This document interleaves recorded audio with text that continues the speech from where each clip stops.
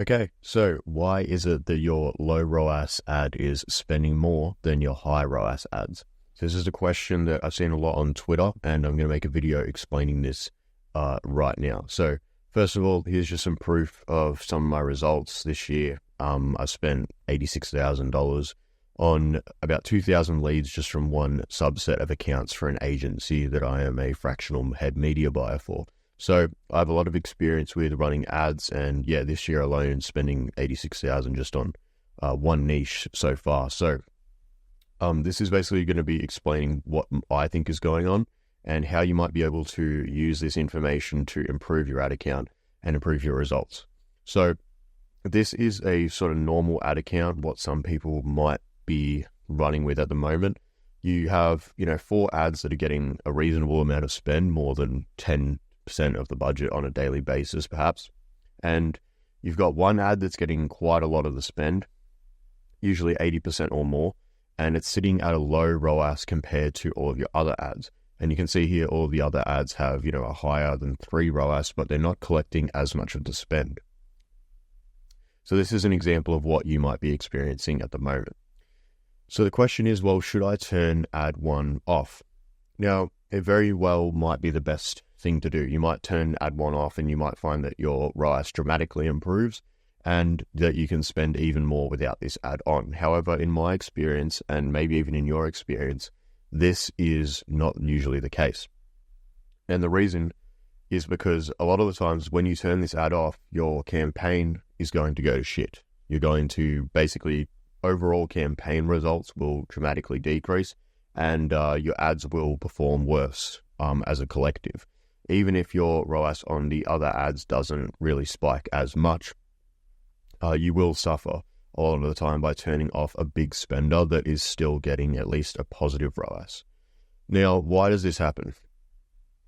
Now, I'm going to explain this in a little bit of an interesting way, but I promise you it'll make sense by the end of this. But ad 1 is most likely your most entertaining, easy to watch piece of content that you're paying to advertise. So even on an organic piece of content, it's likely that ad 1 would get the most views. And if this isn't true, it could be the best decision just to turn ad 1 off.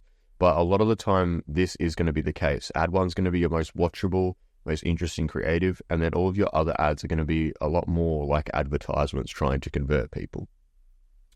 And why is this a problem? Well, this tweet was actually what inspired this video.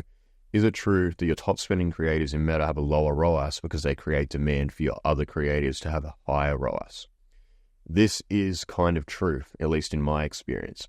What I think is happening when you're having these, having this sort of ad account structure where one of your ads is getting quite a lot of the spend and all your other ones are not, is because this is your potential market here in the white.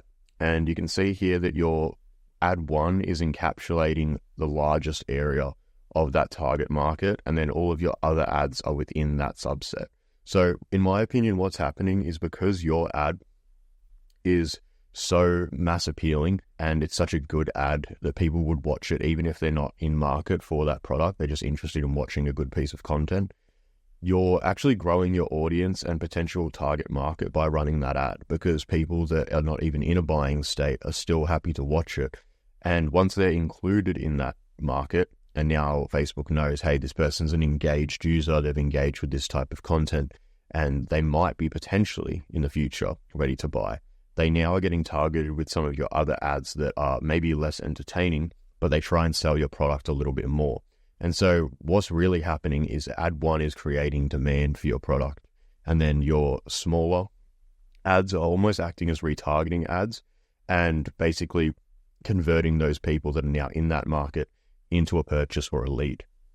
Now, this is important to understand because you can actually see this inside of Facebook. If you go to the columns and you add frequency as a column, you'll see that ads that are being delivered to the same person more often have a higher frequency. So it's quite likely that your ad 1 will have the lowest frequency in your ad account, and then all of these other ads will have higher frequencies on a daily basis, meaning that these are retargeting ads, and this ad is generating interest for your product. So the only question you really have to ask yourself is this a bad thing? Now, like I said, this isn't necessarily going to be the solution every time. Like I said, it could be the fact that your ad is taking up spend unnecessarily, and when you turn it off, your results improve.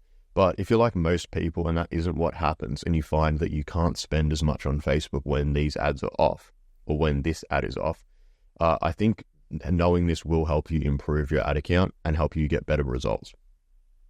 So if you have one ad taking up all of the spend, what I would do is try and make more ads that have a mass appeal and they speak to new audience segments. So if you see in the graph back here, there's quite a lot of area in this potential market that is unfilled by any of your ads. And this is most likely even worse. It's probably like something like this, where the ad one is actually not that big of your potential market. But the problem is these ads are not reaching new people. They're only reaching the same people that also like ad one.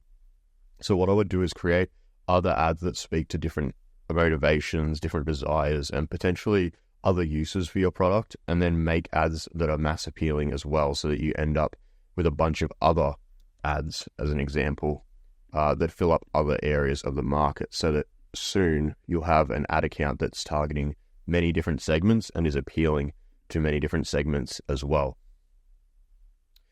If you have lots of low ROAS ads getting spent, so if you have many ads, this could be a bit of a problem. This is a harder problem to fix in my opinion, but what I would try and do is try making more salesy and direct ads that are more focused on the solution aware, product aware, market fit, and then try and capture real buying intent when it's happening.